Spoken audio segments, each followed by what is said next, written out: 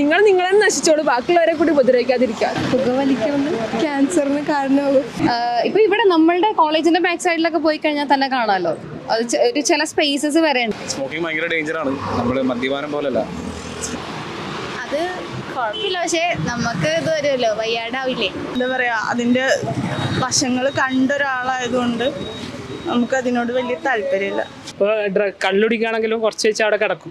പക്ഷേ ഡ്രഗ്സ് പുകവലി പറഞ്ഞപ്പോൾ ഞാൻ എൻ്റെ കൂടെ പലരും വലിച്ചിരുന്നു. അപ്പം എനിക്ക് ആസ്മയുടെ അസുഖം വന്നു.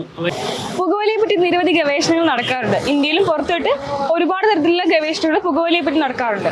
അതിലിപ്പോൾ പുതിയതായിട്ട് വന്ന ഒരു അപ്ഡേഷൻ എന്താണെന്ന് വെച്ചാൽ ബ്രെയിനിനെ സംരക്ഷിക്കണോ പുകവലി നിർത്താൻ എന്നാണ്.